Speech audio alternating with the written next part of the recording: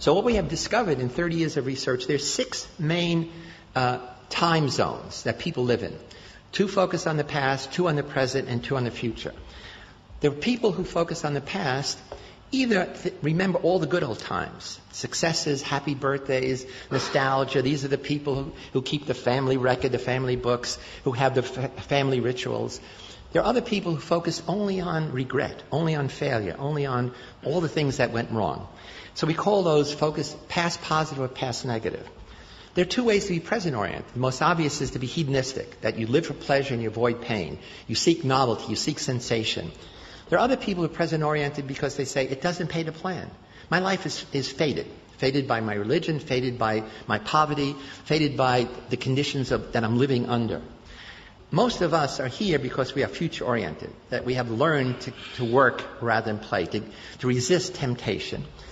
But there's another way to be future-oriented. Depending on your religion, life begins after the death of the mortal body. To be future-oriented, you have to trust that when you make a decision about the future, it's going to carry out. If you have great inflation, you don't put money in the bank because you can't trust the future. If there's instability in your family, adults can't keep their promises to you.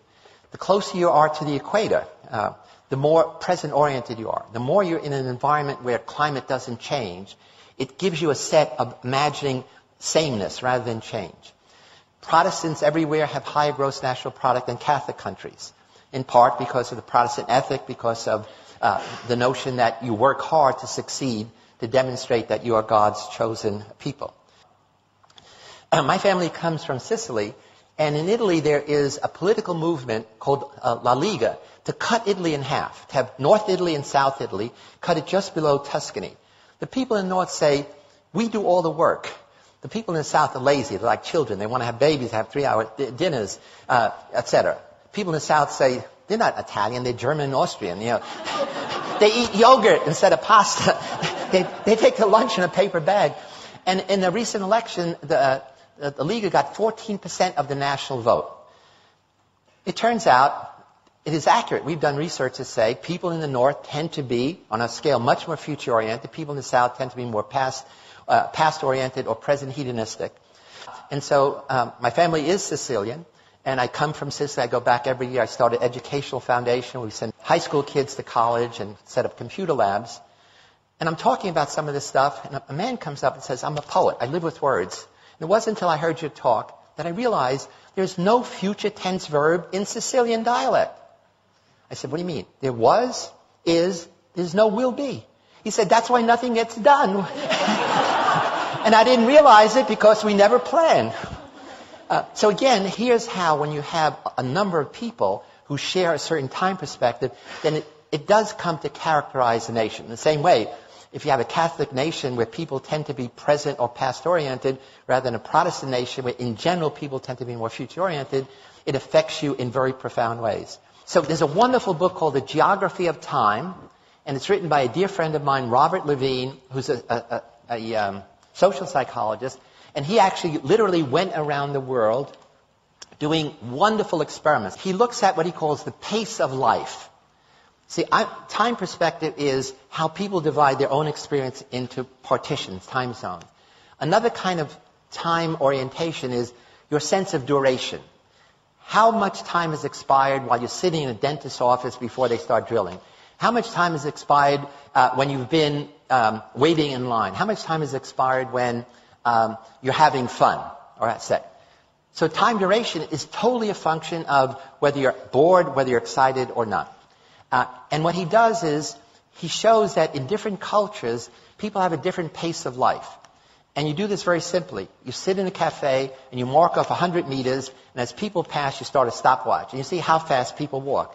You go to a post office, and on a piece of paper you say, I'd like, 3 pounds of this postage or 10 euros, and you see how long it takes. So he has a bunch of these measures, and it turns out you can identify cultures as different pace of life, and now cities. And he shows in America, you can rank 60 cities according high pace of life and low pace of life. And the ones that have the highest pace of life men have the most coronary problems. That is, this becomes part of your whole way of life. We all begin life as present hedonists. All of us. I mean, at the breast, at the bottle, we want pleasure, we want to avoid pain. And one of the things that families do, and especially school, my sense is the purpose of schooling is to take present-oriented little beasts and make them more future-oriented. In some cultures, make them more past-oriented. In America, a child drops out of school every 9 seconds. This is worse for kids from a minority background, and it's worse for boys than girls. There's actually a disaster recipe developing among boys in America, literally dropping out of high school, college, and it's not simply poor performance. One of the problems is, a recent study shows that by the time a boy is 21, he has spent at least 10,000 hours playing video games alone. Probably more watching pornography alone.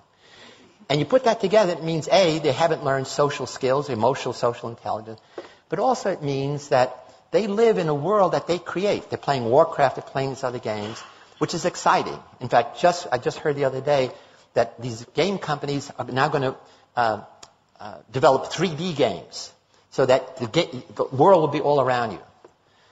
Their brains are being digitally rewired, which means they will never fit in a traditional classroom, which is analog. Somebody talks at you without even the nice pictures. Meaning it's boring. I mean, you control nothing. You sit there passively.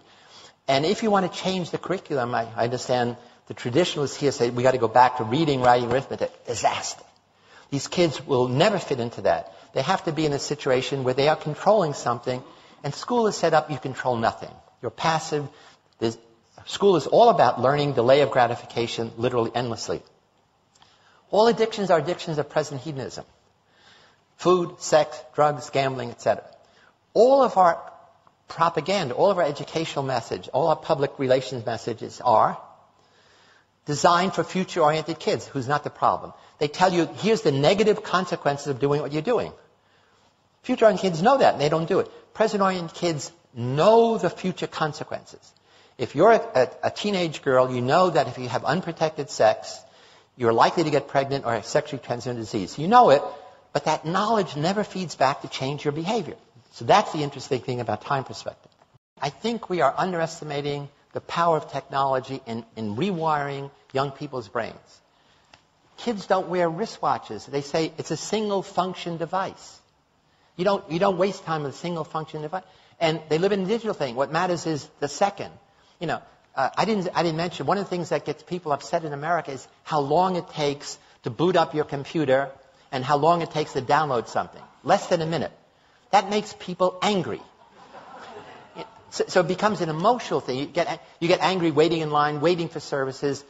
Waiting is a waste of time, even if it's waiting for your computer to boot up. So I think there's a fundamental change going on in our culture that I think we adults are not realizing, that kids are totally different than we were.